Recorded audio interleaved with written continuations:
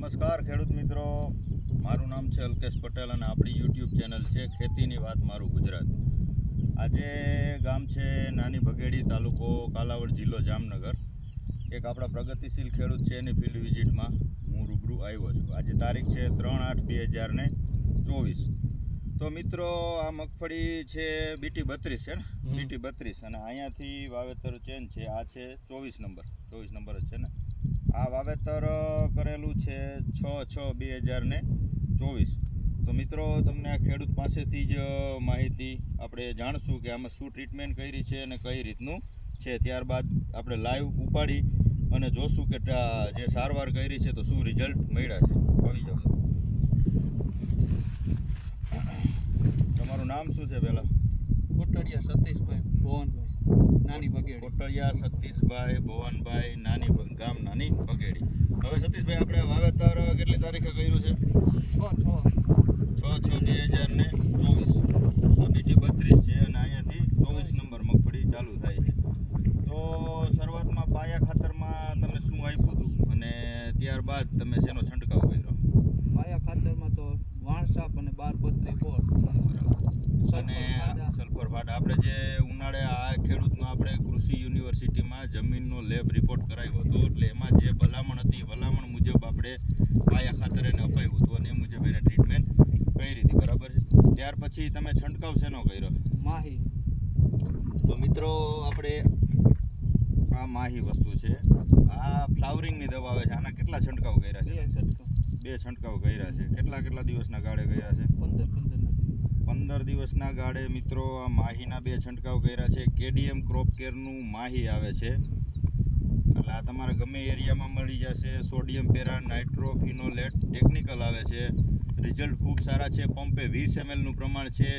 15 દિવસના ગાળે 2 છંટકાવ કરશો તો તમને આનું રિઝલ્ટ જોવા મળશે. હમણાં તમને હું લાઈવ છોડવો એનો ઉપાડી અને તમને બતાવીશ કે આનું આ માહીનું ફ્લાવરિંગમાં કેટલું રિઝલ્ટ છે.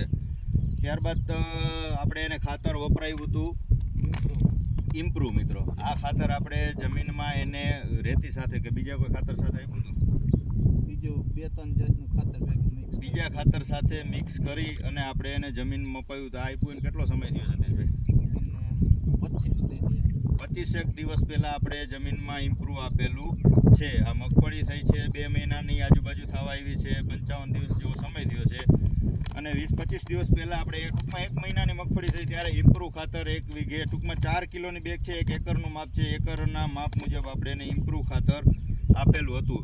અને આજ તારીખ છે 3/8/2024. તો આજે આપણે આ સુપીક સોઇલની ભલામણ કરવા માટે, આ સુપીક સોઇલ વપરાવવા માટે ખાસ મેં ફિલ્ડની વિઝિટ કરી છે અને અગાઉ જે આ વસ્તુ વપરાવી છે માહી અને ઇમ્પ્રૂવ, તો એના શું રિઝલ્ટ છે એ જાણવા માટે મેં વિઝિટ કરી છે.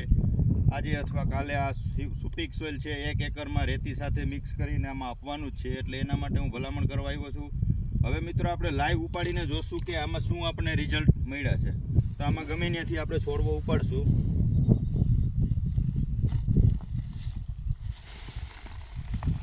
આ છે બીટી 32, તમે જોઈ શકો છો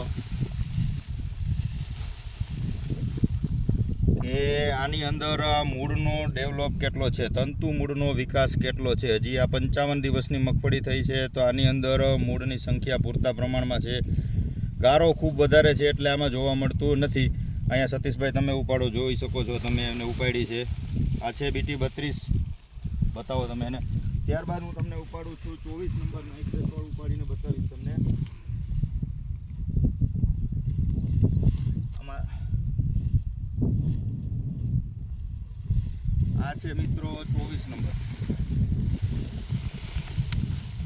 આ 24 નંબર મગફળી છે. એ વધારે ગારો છે એટલે ચોક્કસ જોવા નથી મળતું. આ એના તંતુ મૂળ જો, ફ્લાવરિંગ જો, આપણે આની અંદર 2 છંટકાવ માહીના કરાવેલ છે. આને 55 દિવસનો સમયગાળો થયો છે અને આ 32 છે. આ તો લેટ વેરાયટી હોય છે એટલે આ થોડુંક ફ્લાવરિંગ મોડું લેતું હોય છે. આ 24 નંબર છે, આ 32 નંબર છે. વેજીટેરિયન ગ્રોથ એનો પૂરતા પ્રમાણમાં છે, તમે જોઈ શકો છો. રિઝલ્ટ ખૂબ સારા મળ્યા છે. તો મિત્રોને એવી ભલામણ છે કે તમે માહીના 2 સ્પ્રે કરજો. ત્યારબાદ આપણે આ ઇમ્પ્રૂવ જે ખાતર છે આ તમે 1 મહિને કે 1.5 મહિને ગમે ત્યારે વાપરી શકો છો. ત્યારબાદ આ જે તમને બતાવ્યું એ સિગ્માનું સુપીક સોઇલ અવશ્ય વાપરજો, જેના કારણે જમીન પોચી થશે, ફળદ્રુપ થશે, કાર્બન આવશે આની અંદર ઓર્ગેનિક, જમીન પોતી હશે તો આ સૂયા બેસવામાં ખૂબ મદદરૂપ થશે. આપ તમે જોઈ શકો છો કે આ ખાતર આટલું અપાયું હતું જે યુનિવર્સિટીના લેબના ભલામણ મુજબ, તો ફ્લાવરિંગ આનું પૂરતા પ્રમાણમાં છે, આનો મૂળનો વિકાસ પૂરતા પ્રમાણમાં છે. તો હવે આપણે સુપીક સોઇલ આપશું જેના કારણે 100% રિઝલ્ટ મળશે. આના આપ્યા પછી આપણે 10 દિવસ પછી પાછી વિઝિટ કરશું અને પાછો વિડીયો બનાવશું મિત્રો. ત્યાં સુધી નમસ્કાર મિત્રો, જય જવાન જય કિસાન.